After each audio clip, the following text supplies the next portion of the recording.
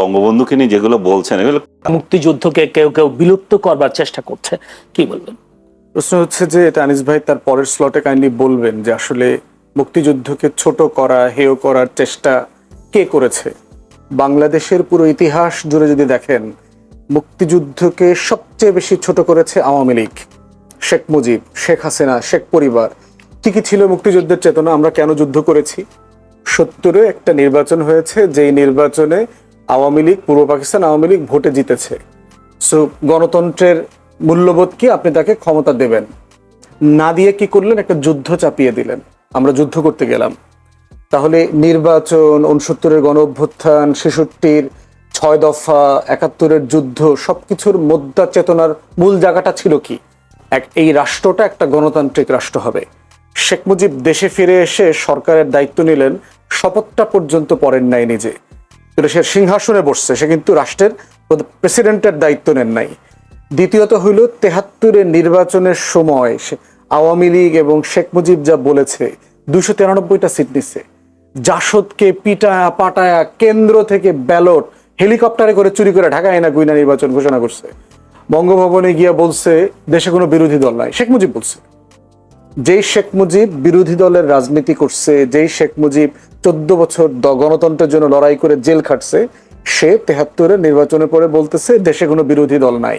সেই শেখ মুজিব বাংলাদেশে 4র্থ সংশোধনী করে বাকশাল জাতীয় দল কায়েম করছে। সেই শেখ মুজিব বাংলাদেশে সকল পত্রিকা গণমাধ্যম নিষিদ্ধ করে দিয়েছে। সেই শেখ মুজিব দেশের সকল রাজনৈতিক দল বিলুপ্ত করে দিয়েছে, ইনক্লুডিং আওয়ামী লীগ। আওয়ামী লীগকে সে বিলুপ্ত করে দিয়েছে।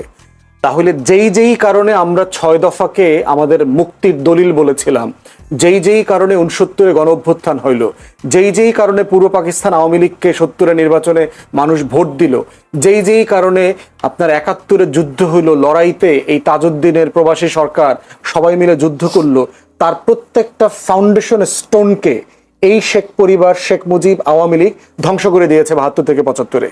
ঠিক একই জিনিস আপনি গত 16 বছরে দেখেন। মুক্তিযুদ্ধের চেতনা কি জিনিস? একটা রাষ্ট্র গণতান্ত্রিক হবে, এই রাষ্ট্রে স্বাধীন থাকবে, সার্বভৌম থাকবে। অথচ এই আওয়ামী লীগ দিল্লি প্রণব মুখার্জির সাথে মিটিং করে, দালালির নির্বাচন করে, ইলেকশন ইঞ্জিনিয়ারিং করে 2008-এ ক্ষমতায় আসছে। এই আওয়ামী লীগ 2014-তে একতরফা নির্বাচন করেছে, 18-তে রাতে করেছে, 24-এ দামি নির্বাচন করেছে। জাতীয় পার্টির মতো একটা জাতীয় নিরাপত্তা হুমকি, এইরকম একটা দলকে সে বি টিম আকারে কাজ করেছে।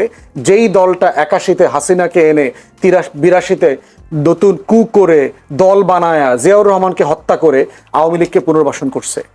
তাহলে আপনি মুক্তিযুদ্ধের চেতনা কি জিনিস? আপনি অধিকারের লড়াই করেছে, তো শেখ মুজিব করেছে, 14 বছর জেলে ছিল। সেই অধিকারের প্রত্যেকটা ধারা উপধারা লঙ্ঘন করেছে হচ্ছে আওয়ামী লীগ গত 16 বছরে। মুক্তিযুদ্ধের চেতনা কি জিনিস? মুক্তিযুদ্ধের চেতনা হচ্ছে আপনি রাষ্ট্রে অর্থনৈতিক সাম্য কায়েম করবেন, মানবিক মর্যাদা কায়েম করবেন, সামাজিক সুবিচার ইনসাফ কায়েম করবেন। দেশের প্রত্যেকটা প্রতিষ্ঠান ধ্বংস করে দিয়ে এই রাষ্ট্রে কোথায় মানবিক মর্যাদা কায়েম হয়েছিল? আমাদের ন্যূনতম মানবিক মর্যাদা ছিল যেই রাষ্ট্রের RAB, police, DB, SB, DGFI, NSI রাত 2টার সময় উঠে দেশের নাগরিককে তুলে নিয়ে যায়, 6,500 ক্রস ফায়ার করেছে, হাজার হাজার লাশের এখনো দিশা নাই। সেখানে মুক্তিযুদ্ধের চেতনা মানেটা কি? মুক্তিযুদ্ধের চেতনা মানে হচ্ছে আমার রাষ্ট্রটা সবার হবে। এই মুক্তিযুদ্ধের চেতনা মানে কি $234 বিলিয়ন বিদেশে পাচার করা? এই মুক্তিযুদ্ধের গল্প বলে বলে বাংলাদেশের 80% ভুয়া মুক্তিযোদ্ধা বানাইছে, 30 লাখের গল্প বানাইছে। এই মুক্তিযুদ্ধের চেতনা নামে আমরা শহীদদের একটা তালিকা করি নাই। 6,757 জন শহীদ মুক্তিযোদ্ধা ভাতা নেয়। তাহলে শহীদের 30 লাখের গল্প কতজন আসছে? বীরঙ্গনা 504 জনের তালিকা আছে মুক্তিযুদ্ধ মন্ত্রণালয়ে। আপনি 2 লাখ বীরঙ্গনার গল্প বলেন কেন? মিথ্যাচার দিয়ে কি রাষ্ট্রাচার হয়? রাষ্ট্র তৈরি হয়? তাহলে শেখ হাসিনা গত 16 বছর মুক্তিযুদ্ধের চেতনার নামে যা করছে, ঠিক তাই ছিল 6 দফার বিপক্ষে, 71-এর যুদ্ধের বিপক্ষে, 70-এর নির্বাচনের বিপক্ষে, 69-এর গণ অভ্যুত্থানের বিপক্ষে। অতএব এই রাষ্ট্রের স্বাধীনতা সার্বভৌমত্বের সবচেয়ে বড় শত্রু হচ্ছে আওয়ামী লীগ। ফুয়াদ আরেকটা বক্তব্য বেশ ভাইরাল হয়েছে, আপনি বলেছেন মুক্তিযুদ্ধের সময় আওয়ামী লীগ বা কিংবা শেখ মুজিব কোনো যুদ্ধে অংশ নেননি। বিষয়টা একটু যদি খুলে বলতেন। একটু লম্বা টপিক, এখন আপনি এই আলোচনা ঢুকবেন কিনা বিষয়গুলো দেখেন। 25শে মার্চ যখন গোল table round table meeting fail করলো, সন্ধ্যার পরে ইতিমধ্যে ক্র্যাকডাউনের প্রিপারেশন চলছে। আওয়ামী লীগের নেতারা খবর পেয়ে গেছেন রাতে ক্র্যাকডাউন করবে। তাজউদ্দিন আহমেদের ডায়েরিতে পড়বেন লিখছে, তাজউদ্দিন আহমেদ 32 নম্বরে গেছে, গিয়ে বলতেছে মুজিব ভাই আমরা তো পালাইতে হবে কিছুক্ষণ পরে। তো আপনার একটা বক্তব্য, এবং সে একটা রেকর্ডার নিয়ে গেছে, কাগজ কলম নিয়ে গেছে, যে আপনি একটা বক্তব্য রেকর্ড করে দেন, আমরা তো ছিন্ন বিচ্ছিন্ন হয়ে যাব, দেশে যুদ্ধকে অর্গানাইজ করতে হলে আপনার একটা বক্তব্য লাগবে। সেটা দিতে অস্বীকার করেছে। এরপর বলছিল ঠিক আছে আপনি কাগজ কলম একটু লিখে দেন, লিখে একটু সাইন করে দেন, আমরা কি পড়বো আপনার পক্ষ থেকে, মানুষকে জানাবো, এটা প্রয়োজন আমিই পড়বো আপনার তরফ থেকে। সে বলতেছে আজকে ক্র্যাকডাউন হবে, আমি এটার বিরুদ্ধে প্রতিবাদ করে দিছি অলরেডি, এগুলো মেনে নেব না। 27 তারিখে হরতালের ডাক দিয়েছি, বাসায় গিয়ে নাকে তেল দিয়ে ঘুমা, 27 তারিখ হরতাল হবে। শেখ মুজিব 25 তারিখে পালানোর আগে সে 27 তারিখে হরতালের কর্মসূচি দিয়েছে। পালিয়েছেন বলছেন? অবশ্যই পালিয়েছে। সে ক্যান্টনমেন্টের সাথে অ্যারেঞ্জমেন্ট করেই পালাইছে। ক্যান্টনমেন্ট থেকে গাড়ি আসছে, তার সুটকেস রেডি করে দিয়েছে তার ওয়াইফ, পুরো বর্ণনা আসছে হিস্ট্রির বইগুলোতে দেখেন, সে আস্তে পালায় চলে গেছে। তো এই হলো শেখ মুজিবের যুদ্ধ। পরবর্তীতে দেখেন তাজউদ্দিন আহমদের ডায়েরিতে এই কথা লেখা আছে, মুজিব ভাই আপনাকে তো কখনো বলতে পারলাম না যুদ্ধটা আমরা কিভাবে করেছি, কিভাবে অর্গানাইজ করেছি। শেখ মুজিব মুক্তিযুদ্ধের গল্প কোনোদিন 71-এর প্রবাসী সরকারকে ডেকে এনে জিজ্ঞেস করেন নাই, কোনোদিন জানতে চান নাই। বহুবার তাকে বলা হয়েছে, সে কোনোদিন মুজিবনগরে যায় নাই। তাজউদ্দিন আহমেদ বারবার রিকোয়েস্ট করছেন, বহুবার বলা হয়েছে যে আসেন মুজিব ভাই একটু আপনি বৈদ্যনাথ তলাটা দেখে আসেন, আমরা ওই পার থেকে পালায় এসে কিভাবে একটা মঞ্চ করে স্বাধীনতার ঘোষণাপত্র দিলাম, আপনাকে রাষ্ট্রপতি ঘোষণা করলাম, এটা তো আপনাকে দেখতে হবে। কোনোদিন যায় নাই সে সেখানে। অতএব সেই বাস্তবতায় দেখতে হবে যুদ্ধটা কারা অর্গানাইজ করছে। যুদ্ধ অবশ্যই তাজউদ্দিন আহমদের নেতৃত্বে, বাকি যারা পালিয়ে গেছেন ভারতের সহায়তায়, এবং এই ব্যাপারে দ্বিমত আছে যে আমাদের প্রবাসী সরকার করাটা ভারতে ঠিক হয়েছে কিনা। সেক্টর কমান্ডাররা কিন্তু রাজি ছিলেন না। জেনারেল ওসমানী থেকে সবাই বলেছেন যে আমরা চিটাগং হিল ট্র্যাক্সে করব। যেমন ফুয়াদ আমরা কিছুটা ক্লিয়ার হয়েছে, একটু যদিও একটু জানতে চাই আমি আনিস আলমগীর কাছে, অনেক সময় দেওয়া আছে, অনেক সময় পাবেন উনি। অনেকক্ষণ বলেছেন ব্যারিস্টার আসাদুজ্জামান ফুয়াদ, মুক্তিযুদ্ধের ইতিহাস ঐতিহ্য, যদি ব্যারিস্টার আসাদুজ্জামান ফুয়াদের এই অভিযোগের কথা বলি, শেখ মুজিব শেখ হাসিনা শেষ করেছে ইতিহাস ঐতিহ্য, কি বলবেন? প্রথমে আমি বলবো যে ফুয়াদ একটা রাজনৈতিক দলের মহাসচিব, উনি যেভাবে বলছেন এটাতে আমার বলার কিছু না। ওনারা রাজনৈতিক দলের নেতা হিসেবে যা ইচ্ছা তা বলতে পারেন, আমরা বলতে পারি না। আমরা বলতে পারি না বললেই ফুয়াদ আশ্চর্য হচ্ছে, আমাকে কেন হত্যা করা হয়নি, যেটা আমাকে কেন গ্রেপ্তার করা হয়নি, আমি কিভাবে বেঁচে আছি, যেটা নিউ ইয়র্কে পলাতক একটা ইউটিউবার প্রতিদিন এগুলো বলে বেড়ায়, আমি জানি না তার সাথে কিভাবে এই সুর মিলে গেল। সে প্রতিদিন ভিডিও বানায়। আনিস আলমগীর কেন এখনো বেঁচে আছে, তাকে হত্যা করা হয় না কেন? হত্যার কথা বলি নাই, এটা মিলে গেছে আর কি। হুমকি দেওয়া হয়েছে কিনা আপনি সত্য কথা বলার জন্য সেটা জানতে চাই। এইভাবে যদি ট্যাগের রাজনীতি চলতে থাকে আমাদের করার কিছু নাই। আর আওয়ামী লীগ সম্পর্কে উনি যেগুলো বলেছেন, আওয়ামী লীগের কোনো নেতা কর্মী যদি থাকে তাদেরকে যদি টকশোতে যদি ডাকার আপনাদের সাহস থাকে তাদের কাছ থেকে শুনেন। আমার কোনো ঠেকা নাই যে আওয়ামী লীগকে। সাংবাদিক হিসেবে আপনি কি মনে করেন? আমি সাংবাদিক হিসেবে বলবো যে ফুয়াদ একজন রাজনীতিবিদ হিসাবে যে বঙ্গবন্ধুকে নিয়ে যেগুলো বলছেন এগুলো খুবই শিশু সুলভ কথাবার্তা। যে বঙ্গবন্ধু স্বাধীনতা চান নাই, যে লোক জীবনের সিংহভাগ কাটিয়ে দিলেন এই দেশকে স্বাধীন করার জন্য, তিনি স্বাধীনতা চান নাই, উনি ওই রাতে পালিয়ে গেছেন। ওই রাতে উনি খুব ভালো করেই জানেন যে আর্মিরা কাকে চায়, আর্মিরা যদি ওনাকে না পায় এদেশে কেমন ম্যাসাকার করবে, ওনার বলা বহুবার বলেছেন।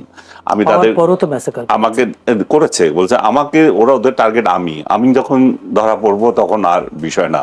আর উনি যদি পালিয়ে যেতেন তাহলে পাকিস্তান এই ন্যারেটিভ তৈরি করতে, যে দেখো ভারত এটা করছে, ভারত থেকে আমাদের এই হচ্ছে মুজিব হচ্ছে ভারতের চর, এইভাবে যেটা এখনো এরাও বলে মুজিব হচ্ছে ভারতের চর, এভাবে এরা এখনো মানে দুঃখে ফেটে যায়, ওদের কলজা ফেটে যায় যে কিভাবে এই সোনার পাকিস্তান থেকে আমরা পাকিস্তান থেকে আমরা আলাদা হয়ে গেলাম। সে এদের এরা এই যে যারা 2.0 স্বাধীনতা, তো এইটা নিয়ে নতুন করে কিছু বলার নাই। শুধু আমি একটা সংশোধনী দিতে চাই ফুয়াদকে নিজে জানার জন্য। এই যে 71 এই যে 25শে মার্চের রাতে বঙ্গবন্ধু যে স্বাধীনতার ঘোষণা দিয়েছেন সেটা আমার ফ্যামিলি সাক্ষী, অন্য কেউ না। আমার চাচা, উনি চিটং ছাত্রলীগের নেতা বখতিয়ার উদ্দিন চৌধুরী, উনার নেতা হচ্ছেন জহুর আহমেদ চৌধুরী। রাত 12টার পরে তারা মাইকিং করেছেন রিক্সা নিয়ে, বলে যে তোমরা যাও, বঙ্গবন্ধু স্বাধীনতা ঘোষণা করেছে। এটা রাত 12টার পরে এটা তারা সারা চিটং শহরে মাইকিং করেছে, বঙ্গবন্ধু স্বাধীনতার ঘোষণা দিয়েছেন। এখন এটা কিভাবে দিয়েছেন, এটা ওহি থেকে পাইছেন না পাইছেন সেগুলো আমি জানি না, বাট উনি দিয়েছেন। এবং পরের দিনের ইন্টারন্যাশনাল পত্রিকাগুলোতে বঙ্গবন্ধু স্বাধীনতা ঘোষণা দিয়েছেন, এগুলোতে আছে, এগুলো তো ডকুমেন্টেড। এগুলো নিয়ে তর্ক করার সময় ব্যয় করা। তাজউদ্দিন আহমেদের ডায়েরি, তো তাজউদ্দিনের ডায়েরি কি না আছে কে কিভাবে প্রকাশ করছে, তাজউদ্দিনের কি, সেটা নিয়ে আমি ইয়ে করবো না। আমি যেগুলো আমি দেখছি, আমারগুলো আমি দেখছি, আমি আমারগুলো বলতেছি, আমার ব্যক্তিগত অভিজ্ঞতা থেকে বলছি, আমার সংবাদপত্রের ইতিহাস থেকে বলছি। কার ডায়েরিতে কে কি গল্প লিখলো সেটাতে আমি যাচ্ছি না। আরেকটা হচ্ছে যে আমি যেটা বলতেছি যে আর আইন শৃঙ্খলা পরিস্থিতি আমাদের মানে ও বলছে যে এমন পরিস্থিতি তৈরি হয়েছে যে মানে শেখ হাসিনা, মানে শুনলে মনে হয় যেন শেখ হাসিনা কত বছরে এই দেশটাকে ধ্বংস করে দিয়েছে, কিছুই করে নাই। আমাদের যে এই সরকারের অনেক উপদেষ্টা যে বলে আমরা এটা পেয়েছি, আমাদের এটা ভিত্তি এত স্ট্রং, আমাদের অর্থনৈতিক ভিত্তি এত স্ট্রং, আমাদের ওই অর্থ উপদেষ্টা বারবার বলে থাকেন, মনে হয় যেন এগুলা মিছা কথা। এবং ডক্টর ইউনূস ধ্বংসস্তূপ থেকে উনি ৭১-এর স্বাধীনতা যুদ্ধের পরে মানে ৭২-এ ক্ষমতা নিয়েছেন, ক্ষমতা নিয়ে এখন এমন একটা বানাচ্ছেন যে কিছু, এই দেশ তো কিছুই ছিল না, আর্মি ছিল না, ছিল না, উনি বানাচ্ছেন সব কিছু, তাতে হয়ে গেছে। আমরা যেটা ছিল সেটাই চাচ্ছি এখন, এর আগে যেটা ছিল জনগণ সেটাই চাচ্ছে। এর আগে যে আইন শৃঙ্খলা পরিস্থিতি যা ছিল, বাজার করে যে বাজার থেকে খেতে পারছে সেটাই চাচ্ছে। এর আগে যে পরিস্থিতি ছিল বা নিজের বাড়িতে শান্তিপূর্ণ ঘুমানোর যে অধিকার সেটাই চাচ্ছে। আমরা এই সরকার যদি কিছু কাজ করে থাকে, গুম এবং খুন তো হচ্ছে, অহরহ হচ্ছে, গুমের যে বিষয়টা ছিল, গুম কালচার, যেটা যে আয়নাঘর কালচার, এটা ছাড়া এবং ক্রসফায়ার, দু একটা হয়েছে ক্রসফায়ার এবং গুম ছাড়া এই সরকারের আর কোনো দৃশ্যমান কোনো কাজ নাই। ধ্বংস কত প্রকার এবং কি এই সরকারের আমলে মানুষ উপলব্ধি করছে। সমাজকে যে টুকরা করে দিয়েছে, একজনের ভাই লাগাচ্ছে, রাজনৈতিক ঘরে রাজনীতি লাগিয়ে দিয়েছে, এই সরকারই সব করেছে। এখন এই বলছিলেন যে গতকালও একটা অর্গানাইজেশন দিয়েছে যে ৭৮% তার সরকারের মানে প্রশংসায় মানুষ উচ্ছ্বসিত। ওই অর্গানাইজেশনের একজনের সাথে কথা হয়েছে, আমার ভাইয়ের কথা হয়েছে, তারা বলছে যে প্রথম আলো তাদের এই রিপোর্ট যেটা, সেটাকে বিকৃত, তারা বুঝেই নাই এটা কিভাবে উপস্থাপন করেছে, সেটাতে একটা হচ্ছে মানে ভুয়া বলে তারা প্রমাণিত, ভুল তথ্য, মানে কিভাবে জরিপ করতে হয় সেই বিশ্লেষণ তারা করতে পারে না, সেই কারণে এটা হয়েছে।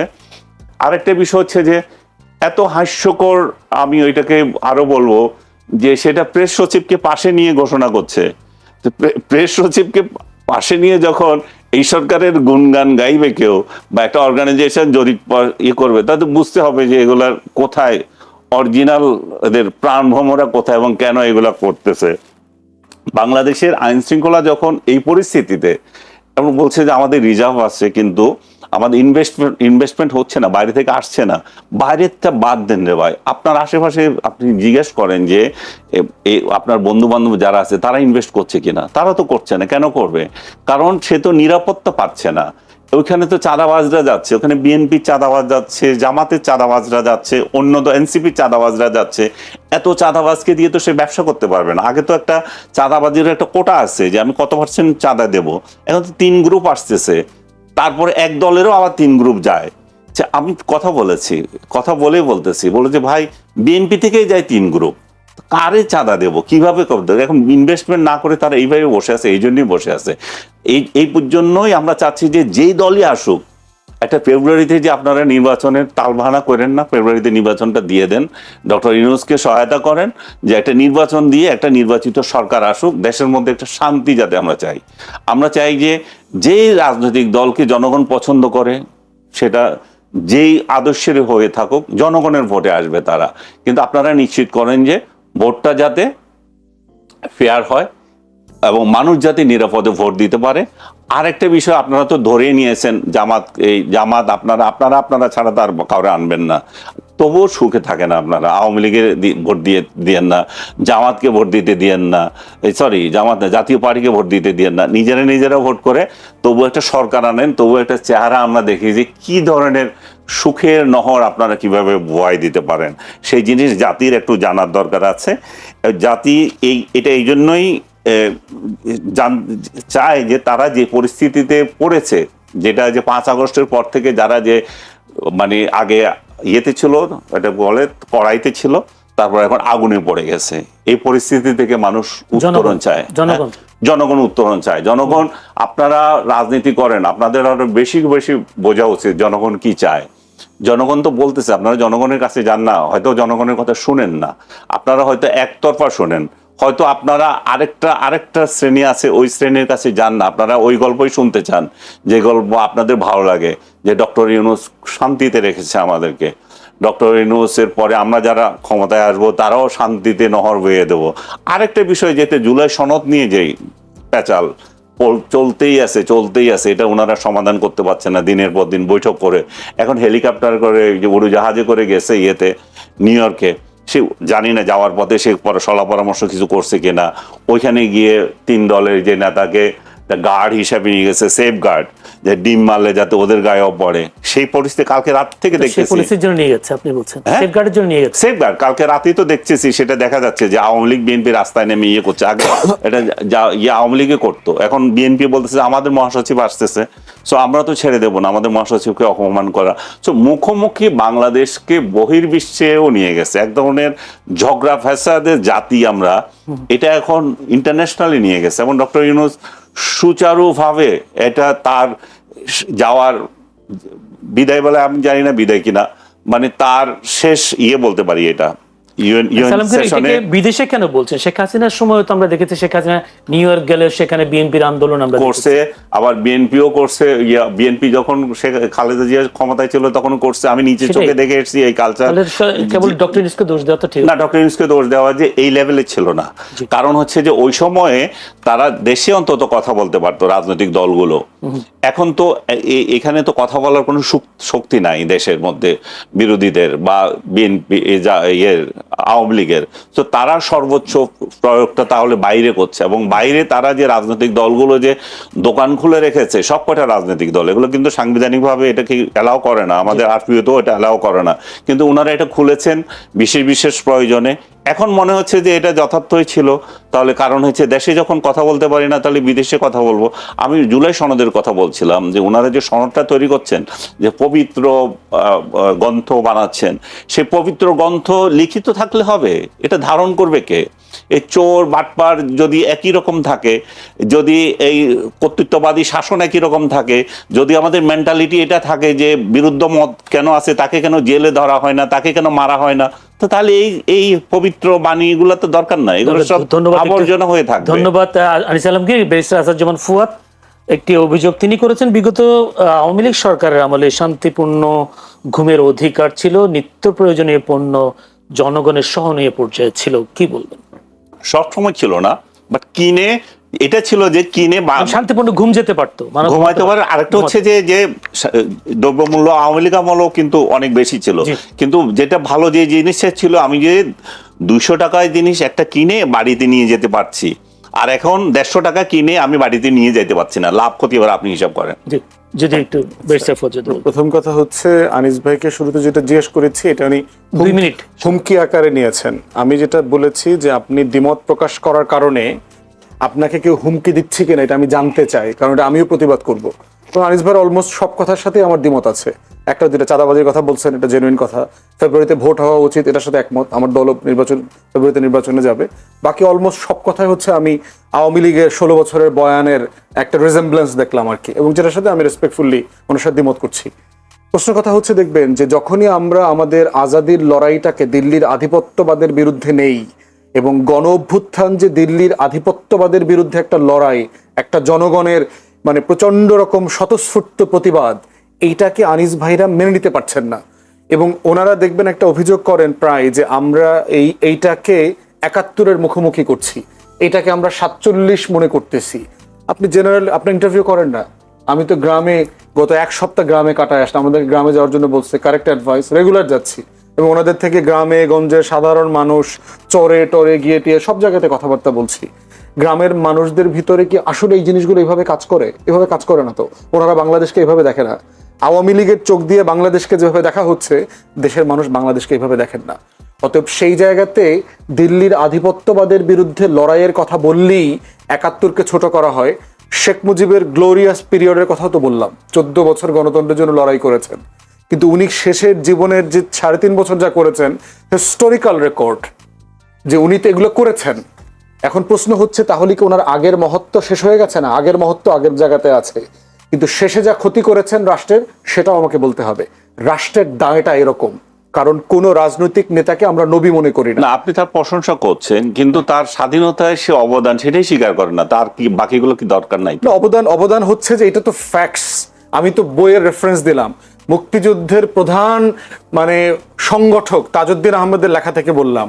এখন তার লেখা যদি আপনার যাত্রার ডায়েরি মনে হয়, আপনি ছোটবেলায় আপনার চাচার কাছ থেকে কি শুনেছেন, এটা বেশি গুরুত্বপূর্ণ মনে হয়, that's for the listeners and the viewers too. ধন্যবাদ ব্যারিস্টার আসাদুজ্জামান ফুয়াদ। আমরা বোধ করছি যে আমার এই 30 লড়াইটাকে এটার সাথে ওটা জাজ করা উচিত না। প্রত্যেকটাই আমার ইতিহাসের গুরুত্বপূর্ণ লড়াই, এবং এই দিল্লির আধিপত্যবাদের বিরুদ্ধে যে লড়াই, এই লড়াইটা আমাদের লড়াইয়ের জায়গা থেকে মেনে নেওয়া দরকার। উনি তো কথা এক কথা বলেছে, আমরা ফ্যাসিস্ট তাড়িয়েছি, আমরা অসভ্যতা থেকে সভ্যতার যুগে প্রবেশ করেছি, ইতিহাস নির্মাণকারী নির্বাচন হবে একটা। যখনই কোনো বক্তব্য দেখবেন তার শুনবেন আমরা ইতিহাসের সন্ধিক্ষণে দাঁড়িয়ে আছি, ইতিহাস ইতিহাস ইতিহাস। কিসের ইতিহাস? উনি কি ইতিহাসে কি করেছেন, কি করেছেন পজিটিভলি আমাকে বলেন। যাই হোক, সে প্রসঙ্গ বাদ দিলাম। মানুষ সাহেব যেটা বলছেন, মানুষ সাহেবরা পাকিস্তানের বিরুদ্ধে কথা বলে না কেন? ভারতের আধিপত্যবাদ আমিও চাই না, কোন অবস্থাতেই চাই না। এককভাবে আওয়ামী লীগকে সাপোর্ট করেছিল, অবশ্যই তার বিরোধিতা করেছি, রেকর্ড আছে, অলরেডি রেকর্ডেড। কিন্তু আমি যেমন ভারত তার আধিপত্য বজায় রাখুক এটি আমি চাই না, পাকিস্তান তার আধিপত্য বজায় রাখুক আমি সেটিও চাই না, কোন অবস্থাতে চাই না। আজকে দেশের ইতিহাস নিয়ে, আজকে দেশের উন্নয়নকে যেভাবে বাধাগ্রস্ত করা হচ্ছে, অস্ত্রের ঝনঝনানি, কারা এই পেছনে খেলছে, তাদের বিরুদ্ধে কোনো কথা বলা হয় না কেন? যেভাবে আজকে ইসলামী আন্দোলন বাংলাদেশ তো কয়েকদিন আগেও জামাতের বিরোধিতা করেছে, তুমুল বিরোধিতা করেছে, আজকে কেন জামাতের সাথে জোট করছে? এইগুলো আমাদের কাছে স্বাভাবিক, আমি এটা খুব প্রশ্নবিদ্ধ করছি না, উনি বলেছেন বিধায় আমি বলছি। তারেক রহমান সম্পর্কে এই মন্তব্যটা করেছে বা নিউজটা করেছে যে ভারতের সাথে একটা সমঝোতা হয়েছে বা তারেক রহমান ভারতের নতুন বন্ধু ইত্যাদিতে, আমরা এক্সাক্ট জানি না, ডেফিনেট করে জানি না যে আসলে কি হয়েছে বা আসলে আদৌ কিছু হয়েছে কিনা। হতে পারে অস্বাভাবিক কিছু নয়। তিনি যদি এটি বিশ্বাস করেন তাহলে তাকে বিশ্বাস করতে হবে ভারতের বিচ্ছিন্নতাবাদী সংগঠন উলফার নেতা পরেশ বড়ুয়া বাংলাদেশে অবস্থান করছে, সেটি নিয়ে কোনো কথা বলেছেন মারুফ সাহেবরা? যদি পরেশ বড়ুয়ারা বাংলাদেশে আশ্রয় নিয়ে থাকে আবারও, এবং ভারতের বিচ্ছিন্নতাবাদী আন্দোলন এইখান থেকে ছড়িয়ে থাকে নতুন করে, তাহলে নিশ্চয় ভারতও বসে থাকবে না। তাহলে সেই ঝুঁকি কেন আমরা নিব? তার বিরুদ্ধে কেন কথা বলছে না? আনন্দবাজার তো বলছে যে জামায়াতের নেতা গুলাম আজম, সাবেক নেতা গুলাম আজম, তার ছেলে আব্দুল্লাহ আল আমান আজমি সাহেব, তিনি আইএসআই এর সঙ্গে গোপন অপতৎপরতার মাধ্যমে ভারতে অ্যাটাক করার জন্য এখানে জঙ্গি তৎপরতা চালাচ্ছেন। এই কথাগুলো কেন উল্লেখ করছেন না? শুধু তারেক রহমান সম্পর্কে আনন্দবাজার যে রিপোর্ট প্রকাশ করলো সেটি নিয়ে তিনি বলছেন যে এটা আমরা কোনোভাবেই মেনে নিতে পারি না, যে ভারতের দাবিদারি বা ভারতের পরামর্শ বা ভারতের অনুগত হয়ে থাকতে হবে। আমরা কোনোটাই চাই না। আমি আবারও বলি, না পাকিস্তানের ইন্ধন, পাকিস্তানের উস্কানি, না ভারতের আধিপত্য।